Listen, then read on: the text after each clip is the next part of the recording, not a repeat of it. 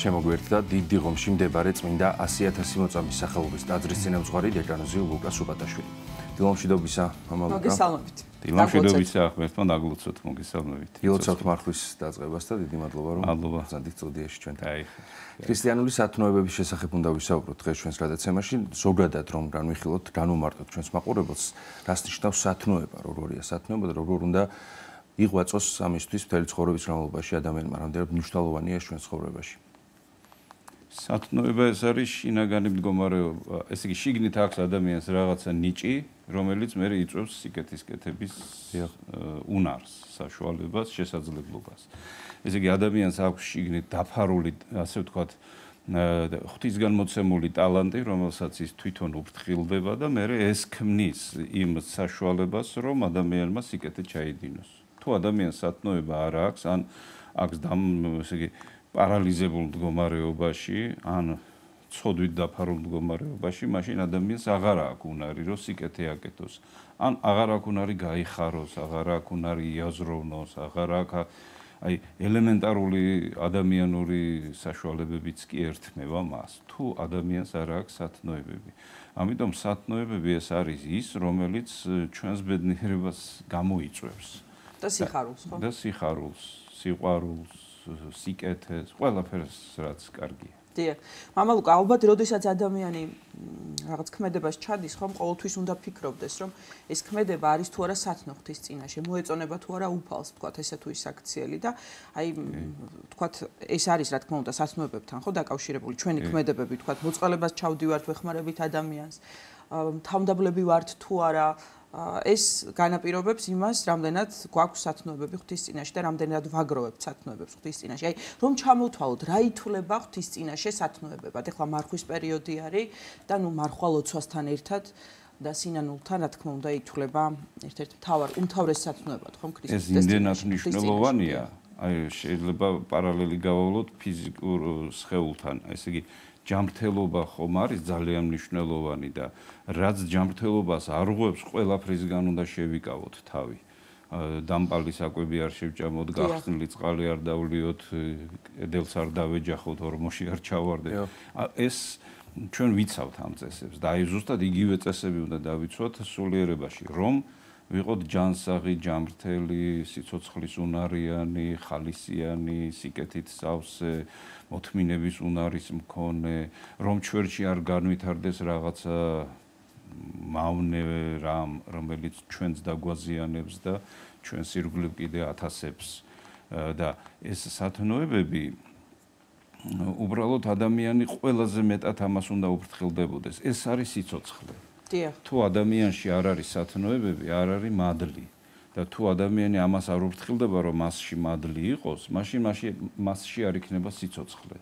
და როდესაც ადამიანში არის სიცოცხლე, ჩანს იმით, რომ ადამიანს აქვს უნარი სიხარულისა, სიყვარულისა, თავშეკავებისა, ანუ მარხვისა, აქვს უნარი, ვთქვათ, სულგრძელია ის, მოაზროვნეა ის, წარმატებულია ის, მშვიდია ის, შინაგანად არის მშვიდი. შეიძლება ბრძოლის ველზე იყოს გასული, მაგრამ შინაგანად არის მშვიდი. აი ეს შინაგანი მდგომარეობა ყველაზე მნიშვნელოვანია. ესე იგი სულიერ ჯანმრთელობას ჩვენ უნდა უფრთხილდებოდეთ. და დანარჩენი ყველაფერი ღმერთისგანაა ჩვენში ჩადებული. აი მაგალითად როგორც ფიზიკურ ჯანმრთელობას თუ გაუფრთხილდებით, ჩვენ გვაქვს უნარი ხედვისა, ყნოსვისა, მსმენისა, სიარულისა, მოძრაობისა, საქმის კეთებისა და ყველაფერი არის ჩვენში ღმერთისგან ჩადებული. ჩემგან არაფერი არ არის შეძენილი, ვთქვათ, ნეკათითიც კი ეს ღმერთის ნაჩუქარია და უბრალოდ მე ამას უნდა გავუფრთხილდე. და აი ასეთი ეს ფიზიკური სხეული უბრალოდ ანატომიურად რო შევისწავლოთ, ეს არის სასწაული. და ეხლა წარმოვიდგინოთ, სული კიდე ყველაფერზე აღმატებული. სულს ვერ დავარქმევთ, რომ ეს ესეთია, ან ის ისეთია. სული არის ის, რომელიც ჩვენ პირადად ღმერთმა მოგვცა. ფიზიკური სხეული ჩვენ მშობელთაგან მოგვეცა, წინაპართაგან და რა თქმა უნდა ადამი ღმერთმა შექმნა და მე ასეთნაირად მოგვეცა ჩვენც ფიზიკური სხეული, მაგრამ სული პირდაპირ ღმერთმა შთაგვიბერა ჩვენ. ანუ სული არის ის, რაც ღმერთთან გვაერთიანებს, გვაკავშირებს და რომელიც არაფრით არ უნდა დაკარგოს ადამიანმა და ეს თუ დაკარგა ეს მაშინ ადამიანი კარგავს უკვე სიცოცხლეს და ადამიანი უკვე პატივსაშინა კი აღარ არის, არამედ როგორც პირუტყვი ისია. სამონი სიტყვები რომ გავიხსენოთ. პატივსაშინა იყო და ემსგავსა პირუტყვთა და ესე იგი მათნაირ ცხოვრებას იწყებს. ჭამა, სმა და აი იოანე მახარებელი ხო ამბობს რომ არ შეცდეთო სასუფეველი ღვთისაო ეს არ არისო საჭმელი და სასმელიო და სიამოვნება ამაქვეყნიურიო ეს შეიძლება ითქვას დღევანდელ დღესაც თქვათ ჩვენ როგორც ქრისტიანებს ჩვენ ზერს წარმოგვიდგენია რომ ბედნიერება ეს არის საჭმელი, სასმელი, მატერიალურად კარგი მდგომარეობა, პოლიტიკურად ძლიერი მდგომარეობა და ასე ესე იგი ჩვენ გონია რომ სიკეთე ეს არის ჩვენს გარეთ რაც ხდება. და ის გარედან უნდა მივიღოთ ეს სიკეთე. არა და სიკეთე სულ სხვა რაღაცაა. სიკეთე შენშია. და შენში უნდა მიდიოდეს ყველაზე დიდი სიკეთე, რომელსაც ქვია სიცოცხლე. დიახ და ამას ალბათ ჭირდება მომუშაკება, ხო, აი შეძენა ქრისტიანულ საცნობებს. ესე თავისთავად ადამიანი შეიძლება ვერ გახდეს თავმდაბალი, ვერ გახდეს მოწყალე, ვერ გახდეს თქვათ მარხველი, აღმსარებელი და აი კვირას წაკითხულ სახარებასაც თუ გავიხსენებთ, იქ არის საკუთარი თავის უარყოფაზე, ხო, საუბარი. უარყავ თავის შენი, აღიღე ჯვარი და შემომიდე ქმე, ხო, უფალი გვეუბნება. ანუ ეს ალბათ განაპირობებს იმას, რომ მე რაღაც სიამოვნებაზე საკუთარი თავის უარყოფა რას ნიშნავს ალბათ რაღაც სიამოვნებაზე, ბედნიერებაზე უარის თქმას იმისთვის რომ თქვათ უფალს ვემსახურო ხომ და ანუ ეს სათნოებებიც ალბათ ასე შეიძინება, როდესაც მე რაღაცა ჩემს სიამოვნებაზე უარს ვამბობ და თუნდაც სხვას ვეხმარები. რაღაცა ძალიან მიჭირს, მაგრამ ამას თქვათ ჩემს სიზარმაცეს გვერდზე გადავდებ და მოყვას რომ დახმარება ჭირდება, დავეხმარები. საერთოდ ეს ძალიან მნიშვნელოვან თემას შეეხეთ და წინა კვირის სახარება ძალიან მნიშვნელოვან თემას ეხება. და ეს რა თემაა და ჩვენ ამ პრობლემაში ვართ დღესაც გარკვეულწილად. და გარკვეულწილად მოძღვრებიც კი ამ მიმართულებას აძლევენ და რომელიც არასწორია და რომელიც უნდა გასწორდეს აუცილებლად და მე ვგულისხმობ აი რას რომ დღესაც ადამიანს პრობლემის თავარ პრობლემად მიაჩნია დემონური ძალები, ანტიქრისტე, ბეჭედი, ჩიპები, ესე იგი ვიღაცა სხვა ადამიანი, რომელიც პრობლემებს ქმნის. ესე იგი მე ცუდად იმიტომ კი არ ვარ, რომ მე შინაგანად პრობლემები მაქვს სულიერი. არა, სხვა მიქმნის მე პრობლემებს. აი როგორც 60-ში ცოდვით დაცემულმა ადამიანმა თქვა, რომ შენ რომ დედაკაცი მოვიყვანეო ღმერთსუთ, აი მან შემაცდინა სწორეთო. დედაკაცმა თქვა, გველმა შემაცდინაო. ესე იგი მე კი არ ვარო დამნაშავეო, სხვა არისო დამნაშავეო და დღესაც ესე გონია და ქრისტიანთა შორის ძალიან დიდი ნაწილია ესეთი, რომელსაც ესე გონია. რომ ესე იგი სხვა რაღაცაა დამნაშავე. არასდროს უფალი ჩვენი იესო ქრისტე არ ამბობს. ბიბლიაში არასდროს არ არის ნახსენები, რომ დემონური ძალა ეშმაკი ისეთ პრობლემას შეგიქმნის, რომელსაც ჩვენ ვერ გადალახავ. ესეთი რამე არ არსებობს. უფალი ყოველთვის ამბობს, ჩემსკენ სავალ გზაში შენ ხელს შეგიშლის, თუ დედას და მამას ჩემზე მეტად შეიყვარებ, ჩემი ღირსი არ იქნები, თუ ცოლს ან შვილს ან საკუთარ თავს თუ ჩემზე მეტად შეიყვარებ, შენ ჩემთან ვერ იქნებიო. ამბობს, აი ასე ამბობს უფალი და ესე იგი თავარი პრობლემა ადამიანში არის თურმე რა გვიყვარს ყველაზე მეტად. და ჩვენ ზუსტად უნდა ვიცოდეთ რა გვიყვარს ყველაზე მეტად. ჩვენ ზერში ახლა ძალიან მოდებულია ისეთი ცოდვები, როგორც არის ჭამა, სმა, სიამოვნება. ეს ზოგადად სიამოვნების მოყვარეობა, ეს გამარჯვებული იდეოლოგიაა მთელ მსოფლიოში და ადამიანს მიაჩნია, რომ მე თუ სიამოვნებას მივიღებ რაღაცით, ეს არ არის ცოდვა, იმიტომ რომ მე ხო ადამიანი ვარ. და გათვლილი ვარ სიამოვნებაზე. მაგალითად ერთი წმინდანი ამბობს, რომ წმინდანებიო სამ სიტყვას არ ამბობდენო იქ, სადაც ორი იყო საჭირო. სამ ლუკმას არ ღებულობდენო, სადაც ორი იყო საკმარისიო. აი რაღაცა ესეთი ზომიერება ამის განსაზღვრაც ადამიანს. ალბათ რაღაც სულიერ მდგომარეობას აჭირებს. თუ შენ და ფსალმოში როგორ არის, თუ ღმერთი ჩემთან არისო, ვინ იქნება ჩემი წინააღმდეგიო? თუ ღმერთი შენთან არის, ვინ შეგიქმნის შენ პრობლემებს, ანტიქრისტე, ჩიპები, თუ კიდე რა? და წარმოიდგინეთ, გარკვეული ადამიანი შეშინებულია ამის და ელოდება, როდის გამოჩნდება ანტიქრისტე, რომ არ გამოეპაროს ეს და არ მოტყუდეს ის და არა და ეს ტყუილია, ესეთი რამე ქრისტე ამას არ გვაძლევს. ქრისტე გვაძლევს ცოდნას, რომ უბრალოდ ფრთხილად უნდა იყო. ეს სხვა საკითხია. ფრთხილად ყოველთვის უნდა იყო, იმიტომ რომ იოანე მახარებელი ამბობს, რომ ანტიქრისტეო მრავალნი აწ უკვე შემოსული არიანო. ამბობს პირველ საუკუნეში. უკვე შემოსულები არიანო მრავალი ანტიქრისტენიო. და ზოგადად ანტიქრისტეთ იწოდება ადამიანი, რომელიც მტრულად არის განწყობილი ღმერთის მიმართ. მტრულად. და ყოველ ეპოქას ყავს ალბათ თავის. ღმერთმა კი არაფერი დაუშავა, მაგრამ აი, უბრალოდ, ძულს ღმერთი და ებრძვის მას. და ყველა ეპოქაში იყო ეს. ამიტომ, ესე იგი, ჩვენი პრობლემა, ამაზე მინდოდა ხაზი გამესვა, რომ ჩვენი პრობლემა არის ჩვენში. და აი იქედან, აი ეფრემ მასური ესეთ რამეს ამბობს, ადამიანიო გავსო ტალახში ჩავარდნილ ესე იგი, ძვირფას თვალსო. თუ მას ამოვიღებთო და ტალახს მოვაშორებთო, ის გამობრწყინდება მისი სილამაზეო და თუ ტალახს არ მოვაშორებთ, ის იქნება დაფარული ეს მისი სილამაზე და არაფერი არ იქნება.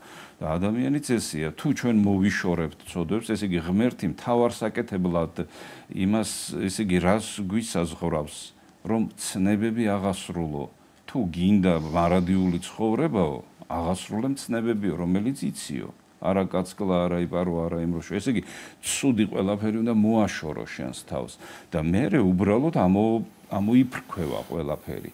თუ თქვა დანახვა გინდა რა, იმისი თვალი უნდა გაახილო და დანარჩენი მოცემულია ღვთისგან ყველაფერი, რომ ჩვენმა თვალმა დაინახოს და რაღაცა შეხედოს და ინფორმაცია მოგვიტანოს. ან ყურს ასეთივე უფლებები აქვს, ასეთივე უნარები აქვს და შინაგანად ჩვენ კიდე ისეთი შესაძლებლობები გვაქვს, როგორი შესაძლებლობებიც აქვს ზუსტად ღმერთს. არაფრით ღმერთისგან არ გვამსხობდები. ჩვენ თავს მივცემთ განღმრთობის საშუალებას, ხო? თუ კი განვიღმრთობით და თუ კი ამგზით ვიყავით. ჩვენგან სათნოებები ამოიფრქვევა. აი წარმოვიდგინოთ, როდესაც ჩვენს გულს უხარია, ეს რა ხდება? ჩვენ უსაზღვროვად ამ დროს, საზღვარი გვაქვს? არა, რაღაცა უსაზღვრო ვართ, რაღაცა აღფრთოვანებული ვართ, რაღაცა დიდებული ვართ, რაღაცა შინაგანად დიდი ენერგია გვაქვს. და ეს დიდი ენერგია ჩვენ ყოველთვის უნდა გქონდეს. იმიტომ რომ უფალი ამბობს, მე ვარ ვენახი და თქვენ რტონი. ჩემს გარეშე არაფერი არ შეგიძლიათო და არ უნდა დაემსგავსოს ადამიანი მოკვეცილ რტოს, მოჭრილ ტოტს, რომელიც ვეღარ იკვებება ღმერთისგან. და ეს ხდება ერთადერთ შემთხვევაში, თუ ადამიანი შინაგანად დაიფარება ცოდვებით და აივსება ცოდვებით. მასში უკვე სიკეთე ვეღარაფერი ვეღარ განხორციელდება. ამიტომ და მეორეც არის, რომ ადამიანი, ესე იგი, როდესაც ცოდვებში ჩაიძირება, მერე სიამოვნებს გარკვეულწილად, სიამოვნებს. კი, შეიძლება მერე განიცდის ამას, მაგრამ იმ მომენტში სიამოვნებს და ასეთი ბევრი მავნეჩვევებია შემოსული. ამიტომ არის დადგენილი მარხვა ღვთისგან და რა თქმა უნდა ჩვენი ეკლესიაც ასრულებს ღვთის კურთხევას, რომ პერიოდულად შენ ფიზიკურადაც უნდა იმარხულო, რომ ისწავლო თავშეკავება, აი გოეთე როგორ ამბობს, ყველაფერი ძნელია, სანამ ადვილი არ გახდება. და ესე იგი, თუ შენ აიძულებ შენს თავს რაღაცის კეთებას, ის მერე ადვილი ხდება. აი ფსიქოლოგებს ესეთი გამოკვლევაც აქვს, რომ 21 დღე უნდა აიძულო შენი თავი რაღაცის კეთებას და მერე ეს უკვე ჩვევაში გადადის. არ ვიცი ეს 21 დღე რატოა, 3-ჯერ 7, მაგრამ აი ადამიანის ბუნება ასე აქვთ მეცნიერებს შესწავლილი და ჩვენ უნდა ვაიძულოთ ჩვენი თავი. აი თქვათ მე არ მსიამოვნებს სიკეთის კეთება და მსიამოვნებს ცოდვის ჩადენა. მე მარხვის დროს უნდა ვაიძულო ჩემი თავი. და აი მარხვის დროს, როდესაც ვაიძულებ ჩემს თავს და მივაღწევ შედეგს, ის მერე უნდა შევინარჩუნო. არ უნდა მოვიქცე ვითარცა ძაღლი და ღორი, რომელიც ესე იგი ძაღლი უბრუნდება თავის ამონთხეულს და ესე იგი რასაც ამოვანთხევთ და მოვიშორებთ ცოდვას და ცუდს, იმას აღარ უნდა დაუბრუნდეთ ჩვენ. ან და ვითარცა ღორიც ნუ იქნებითო, რომელიც ყველაფერს ჭამს და სვამს, რასაც კი შეხვდება. ოღონდ გახეთქვამდე ჭამს და სვამს. და ესე იგი ეს ნიშანია, რომ ასე არ უნდა იცხოვროს ადამიანმა და ადამიანი არის ის, ვინც შექმნილია ღმერთის ხატად და მსგავსად. ანუ ფაქტიურად ღმერთია ადამიანი. მამა ლუკა, ამ წინააღმდეგობების გარეშე რამდენად მოდის და მიიღწევა ადამიანში სათნოება და აი არის შემთხვევა, როდესაც გართულდება ადამიანის ცხოვრება, ასე დავარქვათ, ძალიან რთული ცხოვრება მაქვს და აქედან გამომდინარე, შემდეგ ივიწყებს უფალს, ტაძარს ადამიანი. რა უნდა გააკეთოს კონკრეტულ ასეთ შემთხვევაში ადამიანმა, რომ დაუბრუნდეს ისევ ჭეშმარიტ უფლის გზას? ჩვენ რო წარმოვიდგინოთ, რომ ადამიანში ცოდვა არ არსებობს, მაშინ ადამიანის ცხოვრება იქნება თავისუფალი. აი შევხედოთ პატარა ბავშვს, რომელიც არ ჩადის მძიმე ცოდვებს, ხომ? კი შეიძლება ცუდი თვისებები აქვს გენეტიკურად გადაცემული, მაგრამ აი მშვიდად არის, წყნარად არის, სიხარულით სავსეა, ძინავს, თამაშობს და ხალისობს. და ჩვენ უკვე მერე მძიმდებით, იმიტომ რომ რაღაცა ცოდვა იწყებს აქტიურად მოქმედებას. ჩვენ თუ ცოდვა არ შევაჩერეთ, ჩვენ ვერ გავიხარებთ. თავისით მიწა ნაყოფს ვერ გამოიღებს. ღმერთმა ხო ასე ვთქვათ სასჯელად დაადო ადამიანს, რომელმაც ასე უპასუხისგებლად თქვა, რომ შე რო ხალი მომიყვანეო, იმან შემაცდინაო, თორე მე ისეთი კარგი ვარ, რომ მე ხო არ შემცდებოდიო და ადამიანსაც ასე გონი ახლა. ეს მარტო ადამიანმა კი არ გააკეთა. ბიბლიაში ეს იმიტომაა მოცემული, რომ ჩვენ მეც ვიფიქრო, რომ მე ასეთი განწყობისა ვარ ზოგადად.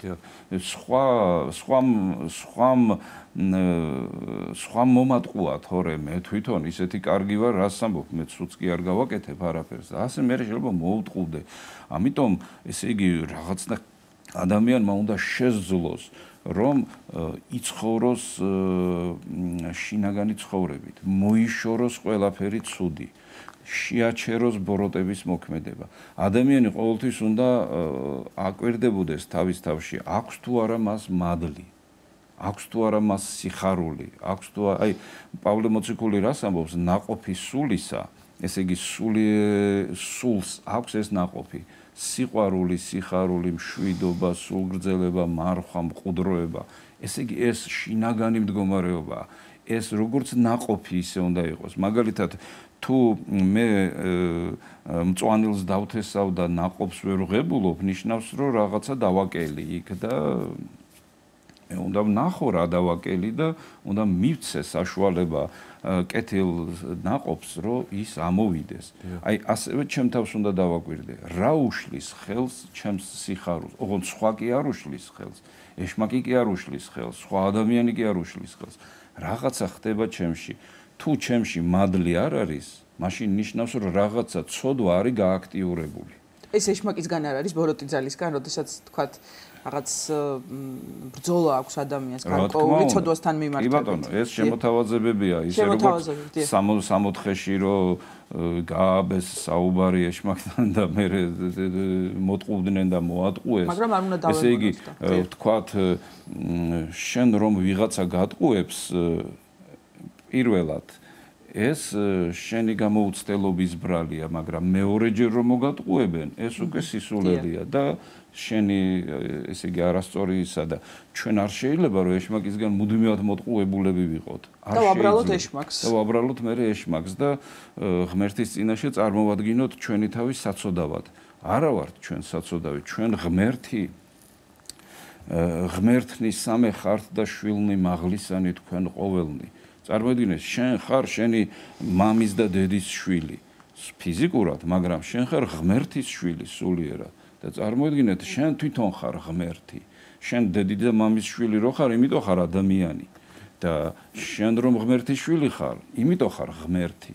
და აი თუ სულიერად ადამიანი გაითავისუფლებს თავს ცოდვებისაგან, შეაჩერებს ცოდვის მოქმედებას თავის თავში, რა თქმა უნდა ის მერე სიკეთეს ამოაფრქვევს თავის თავში, მაგრამ უნდა ითქვას კიდევ ერთხელ, რომ დღეს ყველაზე მიღებული ცოდვა მთელს კაცობრიობას ეს აქვს სიამოვნების მოყვარეობა. სიამოვნების მოყვარე ადამიანი ღმერთს ვერ იხილავს. მადლი არ ექნება მას. პირიქით, უფალი ამბობს, სასუფეველი ღვთისა იძულების. აიძულეთ თქვენი თავი და დაიმკვიდრებთ სასუფეველს. რა უნდა აიძულო? უნდა აიძულო ცნებათა დაცვა. თუ ცნებებს დაიცავ, რა თქმა უნდა, ლოცვა უნდა აიძულო შენს თავს.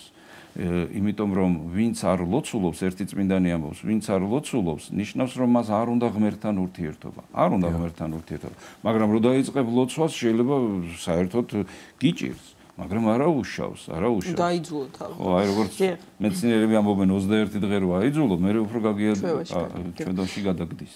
მამა ლუკა, სათნოებებზე როდესაც ვსაუბრობთ, არ შეიძლება არ ვისაუბროთ ერთ-ერთ უმთავრეს სათნოებაზე ღვთის წინაშე, რაც ასე აკლია დღევანდელ სამყაროს კაცობრიობას, ეს არის სიყვარული, ხომ? და ჩვენ ვიცით, რომ სიყვარული უფლისა და მოყვასისა არის საფუძველი ქრისტიანობის და თუ კი ადამიანს სიყვარული აქვს, ის იქნება მიმტევებელიც, თქვათ, ის არ განიკითხავს, ის იმ ცოდვას, სიამოვნების ცოდვასაც, რასაც თქვენ საუბრობდით, უფრო მარტივად დაძლევს. ანუ სიყვარულის სათნოება ალბათ კიდევ მრავალ სათნოებას თავის თავში მოიცავს და აერთიანებს.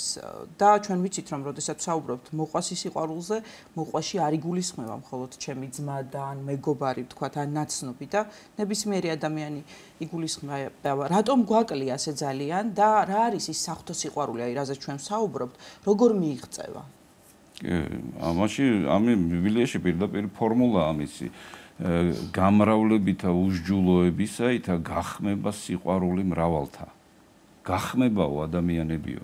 ესე იგი ასეთი სიტყვა ნათქვამი ხო ბიბლიაში რომ უსჯულოებათა გამრავლებით გახმება სიყვარული ადამიანთა. ესე იგი ადამიანები გახმებიან.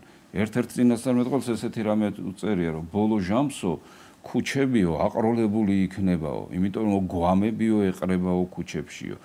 ნუ ახლა რაღაცა აპოკალიფსის ცუდი გაგებით აპოკალიფსის მომლოდინეებს ელოდებიან რომ მართლა გვამები ეყრება, მაგრამ ამაზე არ არის საუბარი. საუბარი არის უსულო ადამიანებზე. უსულო ადამიანებზე. ამას იოანე მახარებელი წინასწარმეტყველებს რომ ბოლო ჟამსო ადამიანებს სული არ ექნებათო. როგორც ილია ჭავჭავაძემ ლუარსაბთათქარიძეზე თქვა რომ მისი სულიო მის ქონებში იყო დაკარგულიო და სული აღარ ქონდათ ადამიანებს და ყარს მე ადამიანი ცუდს ამბობს, ცუდს ფიქრობს, თავის თავში აღარ აქვს მშვიდობა, აღარ აქვს სიხარული, აღარ აქვს სიყვარული თავისი თავის. და ეხლა თავის თავი თუ არ უყვარს ადამიანს, სხვას როგორ შეიყვარებს? უფალი ხო ამბობს შეიყვარე მოყვასი შენი როგორც საკუთარი თავიო და ერთი წმინდანი ამბობს რომ ჯერ შენი თავის სიყვარული უნდა ისწავლო რომ მერე სხვაც შეიყვარო. შენი თავის სიყვარული ეს არის როდესაც ცოდვებისგან გაათავისუფლებ შენს თავს. ბორკილებისგან რო გაათავისუფლებ შენს ცოდნა ჭირდება. და ეს ავტომატურად აიშვებს. ესე იგი შენში არსებული ტალანტები ავტომატურად ამოქმედდება. მოძრაობაში მოვა. თორემ ეხლა დაჟანგულია თქვათ მე ცოდვის მოყარე ვარ, მაგრამ მინდა რომ სიყვარული გამოუვლინო სხვას. ეს იმ ანეკდოტს გავს რომ რატო არ მომესალმეო და ნუ ვიფიქრეო მივესალმებიო, მაგრამ ერთი მერი იმიტომ რომ არ იყო ხასიათზე და არ მიესალმა. და ასე ხდება. თუ ადამიანი ხასიათზეა, გააკეთებს სიკეთეს, თუ ხასიათზე არ გააკეთებს სიკეთეს, მაგრამ ქრისტიანულად ჩვენ ესე უნდა თუ ცოდებს მოვიშორებთ, ჩვენ ყოველთვის ხასიათზე ვიქნებით, რომ ვიყოთ სიყვარული, ვიყოთ სიხარული ყოველთვის. ესე იგი ძილშიც კი სიხარულით იქნება შენი გული საბწე, როგორც დავით მეფსალმონი ამბობს. და სანამ ამ მდგომარეობას მოიპოვებ, მანამდე უნდა აიძულო შენი თავი. ესე იგი ხასიათზე თუ არ ახარ, აიძულე მაინც რომ ისე მოიქცე როგორც საჭიროა. და ეს არის საკუთარი თავის უარყოფა, ხო, გარკვეულწილად. როდესაც შენ სიამოვნებაზე უარს ამბობ და კი და სამწუხაროდ კაცობრიობაში ესეა რომ ადამიანს საკუთარი თავი უფრო წინ ყავს დაყენებული და აი აქ ტყუდება მერე ადამიანი. აი საკუთარი თავი თუ წინ დავაყენე სიამოვნებები თუ არ მოვკვეთე. მაგალითად გაბრიელ ბერი ლობიოს არ მიიღებდა მარხვაში. არა და სამარხო პროდუქტია. იმიტომ რომ ძალიან უყვარდა. უბრალოდ არ უნდოდა რომ სიამოვნება განეცადა და თუ მე ვთქვათ სიამოვნება არ შევაჩერე, თუ მე რაღაც ეს ცუდი არ შევაჩერე, რამდენიც გინდა ვილოცო, რამდენიც გინდა რამდენჯერაც გინდა ვეზიარო, კვირაში 7-ჯერ რო ვეზიარო, მაინც არაფერი შედეგი არ მექნება. ვიქნები როგორც უგუნური ქალწული, რომელსაც ესე იგი გარეგნულად ვგავარ ქრისტიანს, მაგრამ შინაგანად მადლის მფლობელი არა ვარ. ვერ ვფლობ სულიწმინდის მადლს. ამიტომ ჩვენ უნდა ვისწავლოთ როგორ უნდა ვფლობდეთ სულიწმინდის მადლს. ამის გზები უამრავია. ნებისმიერი სიკეთე ეს არის სულიწმინდის მოპოვების გზა. ყველაზე მძაფრი და ყველაზე ძლიერი ეს არის ლოცვა. როდესაც შენ ღმერთთან ერთ-ერთზე რჩები. ეს რაღაცა საოცრება. ამიტომ ბუნებრივია, რომ აი ადამიანმა ამ მიმართულებით უნდა იღვაწოს. იღვაწოს ეს ამ სიტყვას რო ჩაუფიქრდეთ, იღვაწლი, მოღვაწეობა, მღვდელი, ეს ყველაფერი ნაღვერდალიდან მოდის. გრიგოლ რობაქიცეც აქვს ეს გამოკვლეული და ნაღვერდალიდან მოდის და ნაღვერდალი ცეცხლი კი არ არის. ნაღვერდალი არის ფერფლში დაფარული ცეცხლი და აი შენში ცეცხლი უნდა იყოს, რომ შენ დააწვა ყველაფერი ცუდი და გაიხარო შენც და გაახარო სხვა. და შევიძინოთ ეს სათნოები, რაზეც მოვიპოვოთ სათნოები. გამარჯვება. ძალიან დიდი მადლობა მობრძანებისა და საინტერესო საუბრისთვის დაგემშვიდობებით მამა ლუკა. დიდ დიღომში მდებარე წმინდა 100,000 მოწამის სახელობის ტაძრის წინამძღვარი დეკანოზი ლუკა სუბატაშვილი იყო ჩვენი სტუდიის სტუმარი.